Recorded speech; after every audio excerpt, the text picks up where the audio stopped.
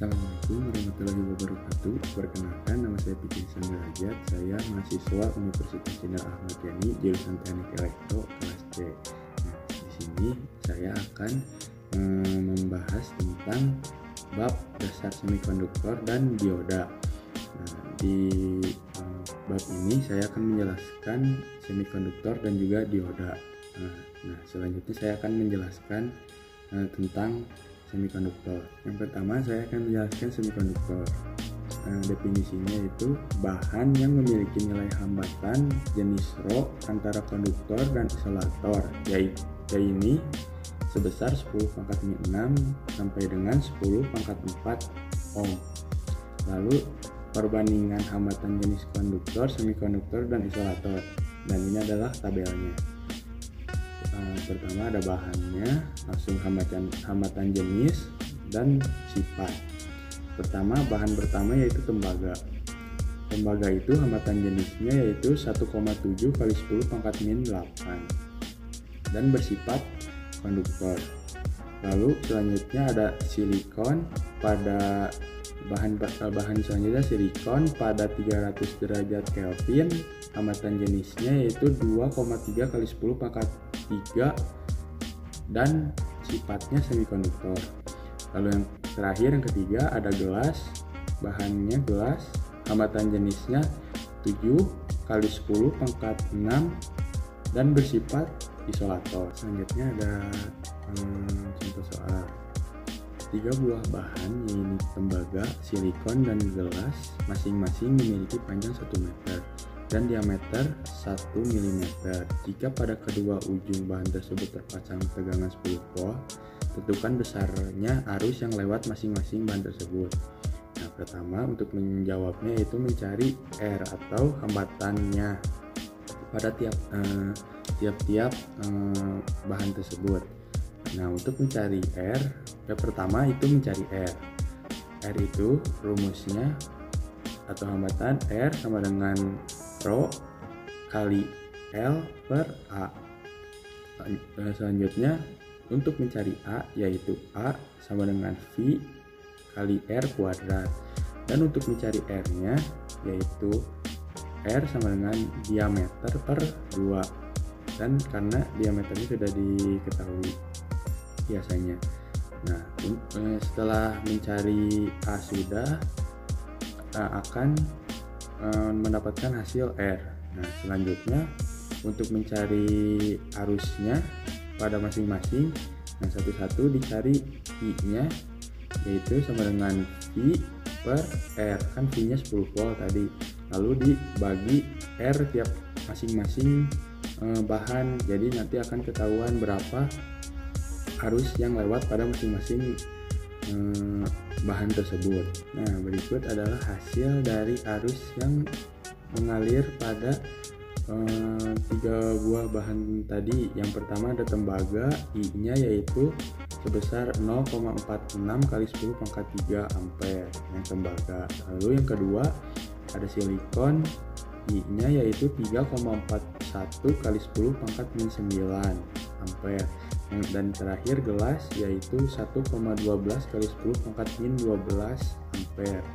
Nah, perhatikan arus yang mengalir pada bahan-bahan tersebut dari yang terbesar adalah konduktor yaitu tembaga, lalu semikonduktor, silikon, dan isolator, gelas.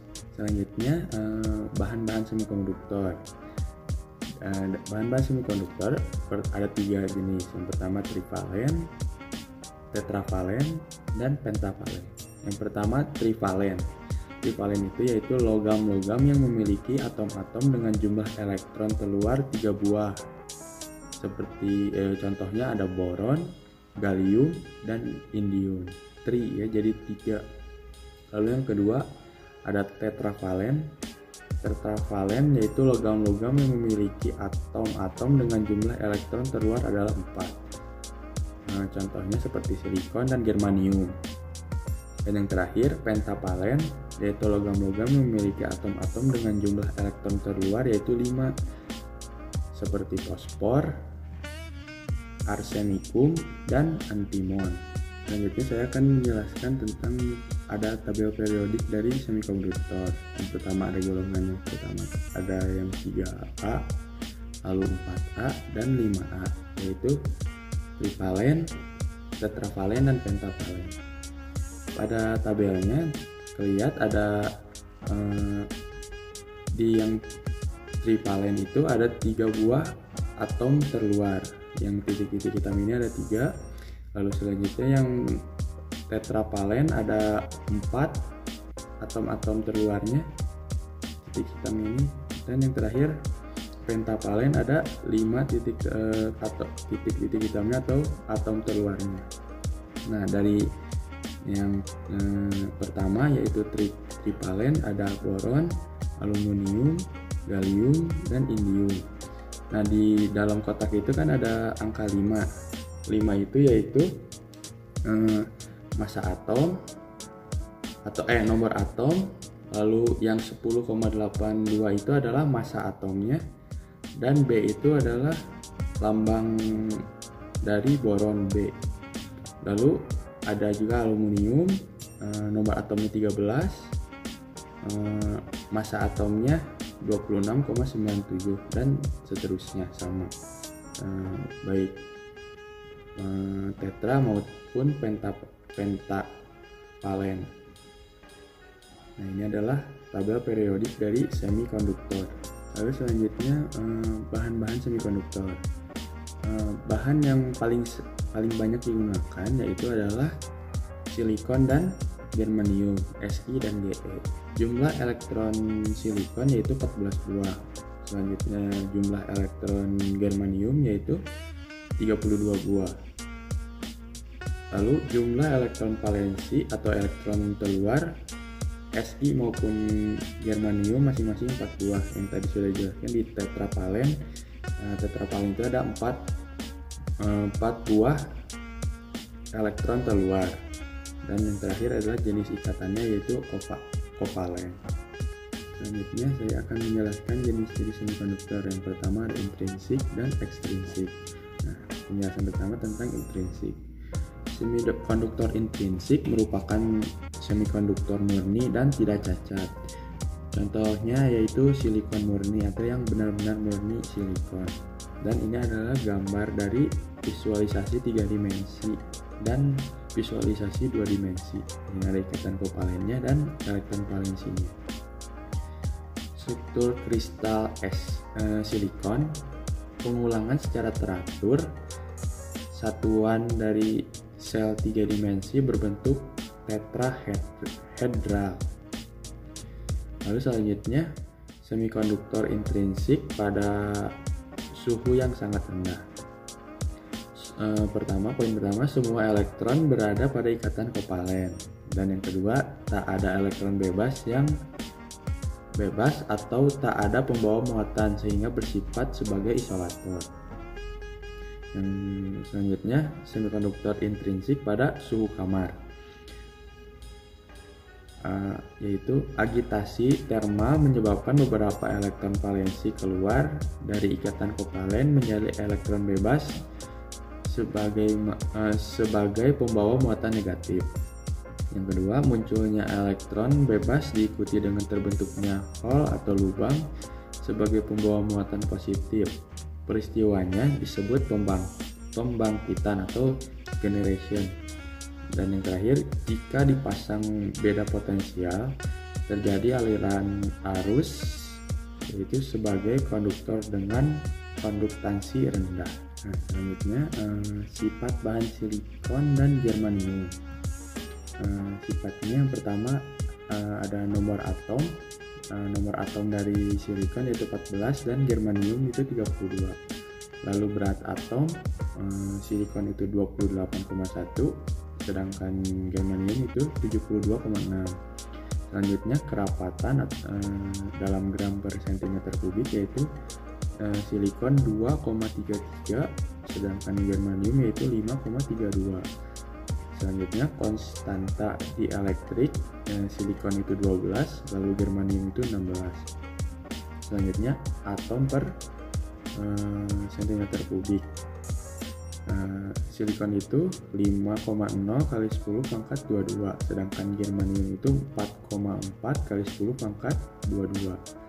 Lalu selanjutnya jurang tenaga EG pada 0 derajat Kelvin yaitu pada silikon 1,21, sedangkan germanium 0,785.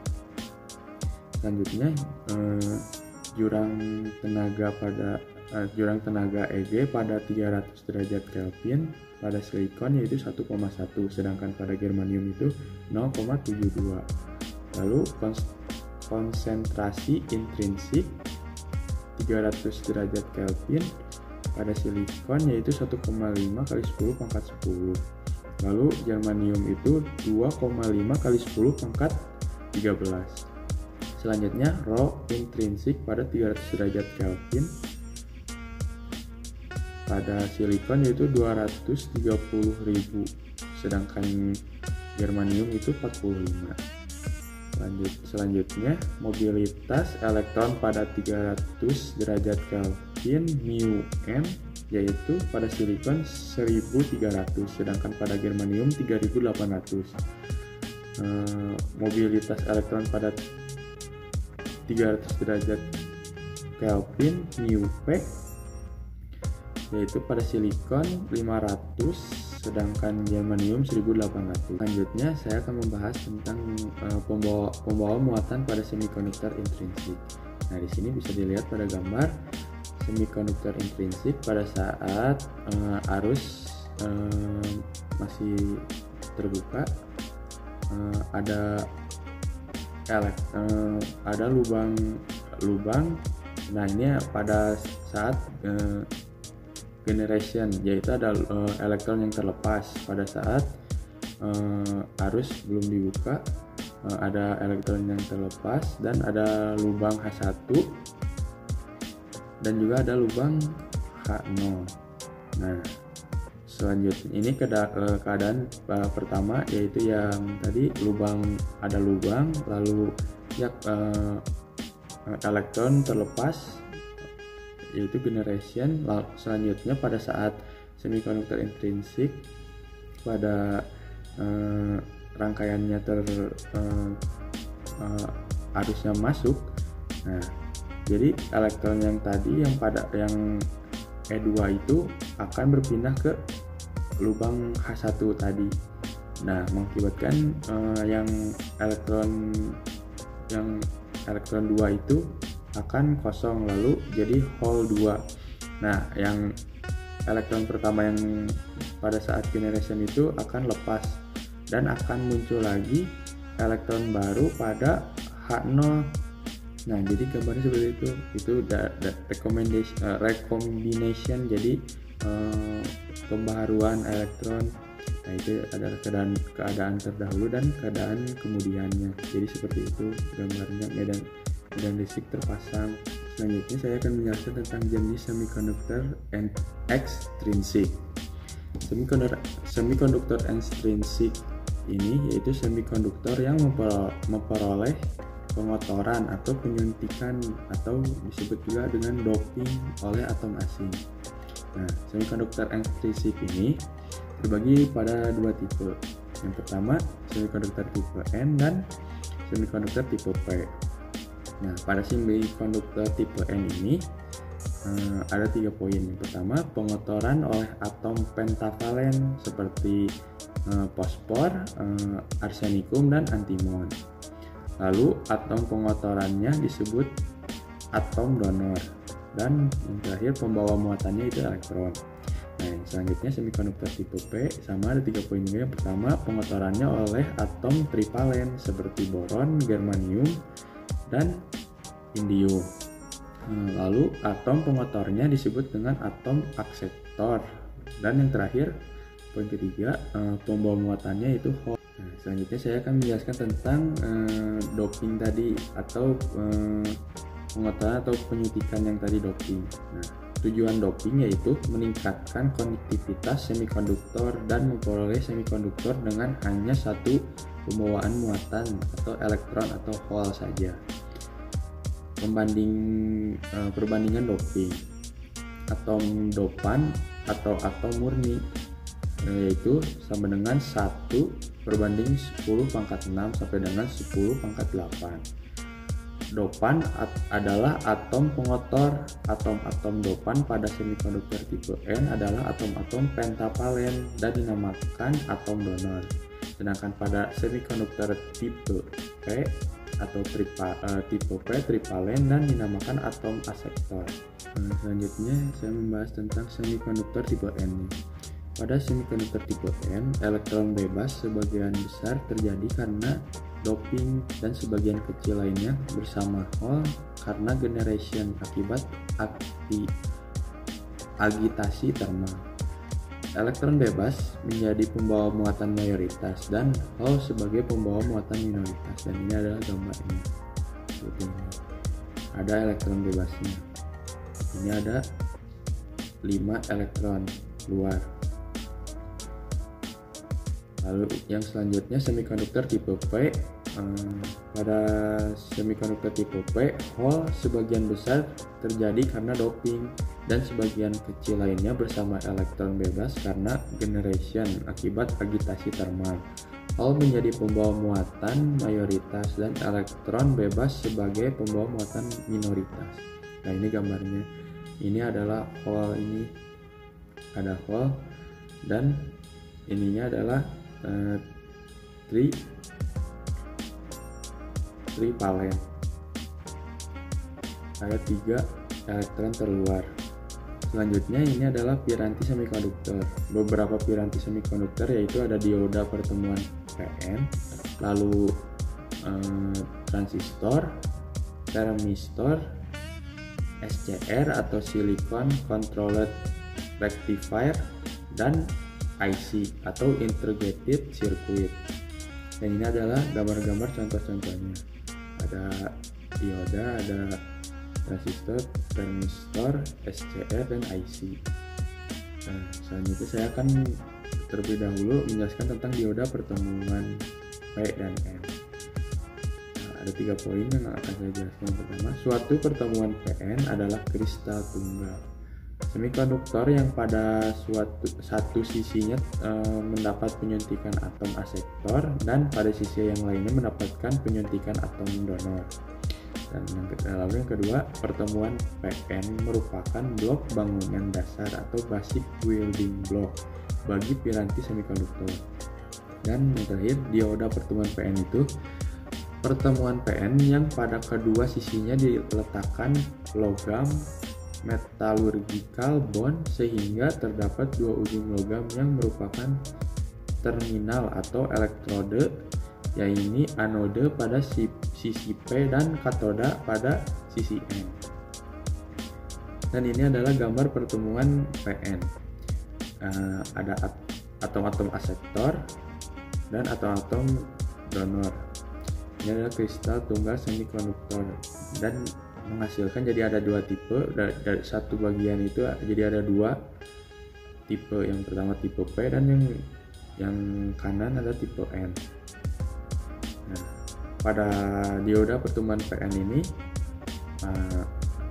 tipe P dan tipe N itu pada satu dioda itu ada tipe P dan tipe N. Nah, dibungkus. Ini adalah pembungkusnya, ada tiap sisinya ada logam kiri dan logam kanan dan ada kawatnya. Nah, hasilnya itu dari pertemuan PN itu, nah pada kawat pertama itu adalah anode dan kawat kedua adalah katoda. Dan ini adalah simbolnya dari dioda. Jadi masuk dari tipe P dan keluar dari tipe N. Pertemuan PN terbuka. Nah, di sini ada gambarnya.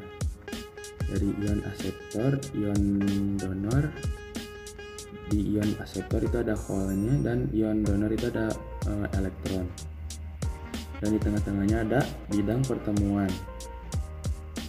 Nah, atom-atom yang mengandung hole dapat digambarkan sebagai ion-ion negatif karena kekurangan elektron, dan atom-atom yang kelebihan elektron sebagai ion positif. Nah, di ion donor itu adalah elektron dan ion asektor itu ada hole-nya. Lalu ion-ion aseptor adalah ion-ion negatif dan ion-ion donor adalah ion-ion positif. Itu adalah gambarnya. Lapisan pengosongan.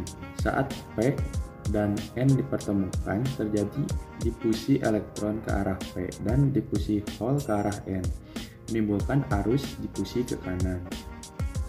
Lalu terjadi recombination atau penggabungan di antara bidang pertemuan sehingga elektron dan hole lenyap. Dan yang terakhir, di sekitar bidang pertemuan tak terdapat pembawa muatan, disebut daerah pengosongan atau depletion region. Selanjutnya, tegangan penghalang. Lenyapnya elektron meninggalkan ion donor positif dan lenyapnya hole meninggalkan ion aseptor atau negatif.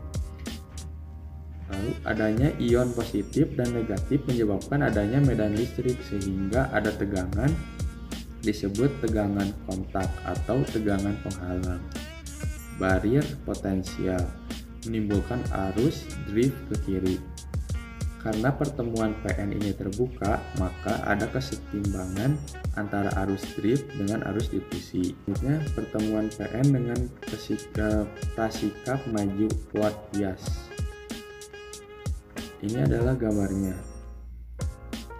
Nah, pada gambar itu adanya VD menyebabkan arus difusi lebih besar dari arus drift. Jika potensial penghalang sebelum diberi VD adalah V0, maka potensial penghalang turun menjadi V0 min VD. Daerah pengosongan menjadi sempit. Pembawa mayoritas punya energi yang cukup untuk melewati potensial penghalang. Kalau dari sisi P, pembawa mayoritas dapat melewati daerah pengosongan menjadi pembawa minoritas di sisi N. Lalu elektron dari sisi N, pembawa mayoritas dapat melewati daerah pengosongan menjadi pembawa minoritas di sisi P. Lalu yang terakhir, jumlah arus dari elektron dan hole merupakan arus total yang lewat dioda. Yang selanjutnya, pertemuan PN dengan prasikap mundur, reverse bias. Nah, ini adalah gambarnya. Pada hole pada sisi P bergerak ke kiri, elektron pada sisi M bergerak ke kanan. Daerah pengosongan melebar. Potensial penghalang menjadi V0 plus VD. Tidak ada arus lewat bidang pertemuan. Selanjutnya, karena daerah pengosongan pada dasarnya merupakan semikonduktor intrinsik, agitasi termal dapat menyebabkan terjadi generation sehingga muncul pasangan elektron dan hole pada daerah ini. Yang terakhir, pengaruh medan listrik yang terpasang terhadap adanya elektron dan hole di daerah pengosongan menyebabkan terjadinya arus yang arahnya dari katoda ke anoda dan disebut arus balik saturasi yang besarnya 10 pangkat min 8 sampai dengan 10 pangkat min 14 ampere. Selanjutnya di sini ada grafik arus dioda. Nah, pada gambar ini grafik arus dioda yang pertama, forward bias itu dari 0 stabil ke 0,7 volt. Nah, pada reverse bias itu 0 dari 0 terus turun ke 100 volt. Nah, kenapa ini stabil di 100 volt? Karena akan keluar dari anoda. Nah, ini disebut dengan breakdown. Selanjutnya, dasar analisa dioda. Nah, di sini ada simbol dari dioda. Yang dari kiri itu anoda dan ke kanan katoda. Nah, ini adalah simbolnya. Lalu selanjutnya, jenis dioda. Nah, di sini ada beberapa jenis dioda. Yang pertama, dioda junction, yang kedua dioda Zener, lalu dioda tunnel, dioda Schottky, dioda varaktor, lalu dioda diak, dioda triak, SCR, lalu LED atau light emitting dioda, dan yang terakhir ada photodiode. Jenis dioda dan penggunaannya. dioda silikon untuk penyearah arus, pengamanan tegangan kejut. Nah, tipe-tipenya ada IN4001, IN4007, IN5404. Lalu selanjutnya dioda Zener untuk mengatur tegangan Zener 6,2 volt. Lalu ada juga Zener 3,2 volt. Lalu selanjutnya dioda Brick untuk penyearah gelombang penuh pada rangkaian catu daya. Nah, tipenya ada B40C800. Kiprok pada kendaraan bermotor. Lalu yang terakhir ada LED atau light emitting dioda sebagai lampu indikator konsumsi arus rendah 5 mA dan yang long lifetime 1,5 sampai 3 volt. Nah, selanjutnya ada rangkaian dioda. Pada rangkaian ini rangkaiannya garis beban dari gambar ini dengan menggunakan hukum tegangan Kirchhoff atau Kirchhoff Voltage Law atau KVL. Nah, diperoleh rumus yaitu V sama dengan VI min IRL, dengan RL adalah tahanan beban. Nah, karena ada dua variabel yang belum diketahui nilainya yaitu V dan I, diperlukan satu petunjuk lagi yaitu karakteristik dioda. Nah, ini adalah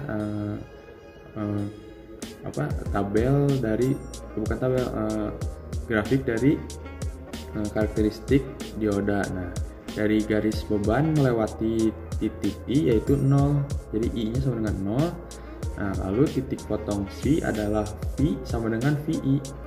Nah, VI ini kan tadi 0, jadi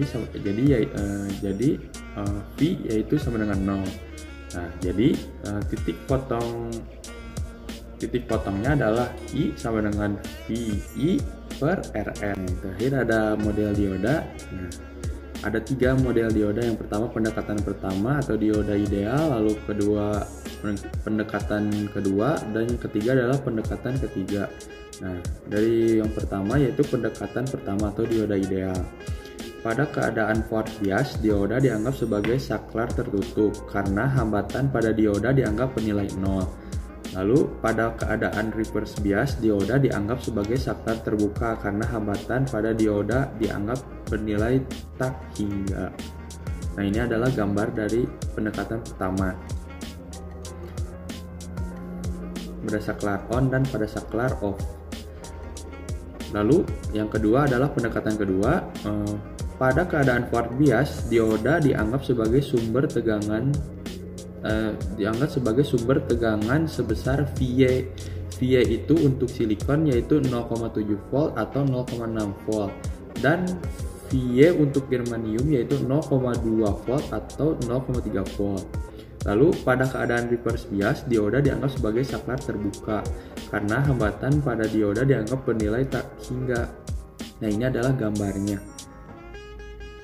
rangkaiannya dari pendekatan kedua, dan ini adalah gambar karakteristiknya. Dan yang terakhir adalah pendekatan ketiga, yaitu pada keadaan forward bias, dioda dianggap sebagai sumber tegangan sebesar VY. VY itu untuk silikon adalah 0,7 volt atau 0,6 volt, dan VY untuk germanium 0,2 volt atau 0,3 volt dengan resistansi watt atau RF yang terpasang secara seri. Pada keadaan reverse bias, dioda dianggap sebagai resistansi reverse. Nah, ini adalah gambar dari rangkaiannya pada pendekatan ketiga. Nah, selanjutnya saya akan menjelaskan tentang contoh soalnya. Nah, di sini ada contoh soal, ada rangkaiannya dengan arusnya 10 volt, tegangannya 10 volt, lalu ada diodanya 2,5 ohm dan resistornya 100 ohm. Perhatikan rangkaian dioda di samping ini. Gambarkan rangkaian pengganti rangkaian ekuivalen dan hitung besarnya tegangan dan arus dioda menggunakan pendekatan 1, pendekatan 2, dan pendekatan 3. Nah, di sini yang pertama, pendekatan pertama, rangkaiannya mencari arusnya, yaitu ID sama dengan V masuk atau V in per RL 10. Jadi V in nya kan udah diketahui 10 volt dibagi 100 ohm, yaitu 0,1 ampere. Lalu yang pendekatan kedua, ID untuk mencari arus ini, V in dikurangi V gamma per RL. Untuk V in nya adalah 10 volt, lalu V gamma nya 0,6 volt. Dari mana 0,6 volt? Yaitu dari jenis V gamma nya, yaitu silikon 0,6 volt. Nah, di sini juga sudah ada pada gambarnya, sudah dikasih tahu VA nya itu sebesar 0, atau V gamma nya sebesar 0,6 volt. Nah, lanjut ke soalnya. Jadi tadi 10 volt dikurang 0,6 volt per 100 ohm RL nya, yaitu hasilnya 0,094 ampere. Dan yang terakhir, pendekatan ketiga, untuk mencari arus yang dengan pendekatan ketiga, yaitu V in dikurangin V gamma per RL ditambah reverse tadi, yang tadi reverse forward. Nah, karena karena sudah diketahui, tinggal dimasukkan 10 volt dikurangi 0,6 volt dibagi 100 ohm ditambah reverse forward itu sudah diketahui 2,5 ohm. Jadi hasilnya 0,092 ampere. Nah, lalu untuk mencari arus diodanya, maka tadi V in dikurangi arus dioda dikali RL, maka 10 volt dikurangi 0,092 ampere dikali 100 ohm, dan hasilnya adalah 0,8 volt. Terima kasih sudah menonton video ini. Mohon maaf bila ada kesalahan dalam penyampaiannya. Wabillahi taufiq wal hidayah. Wassalamualaikum warahmatullahi wabarakatuh.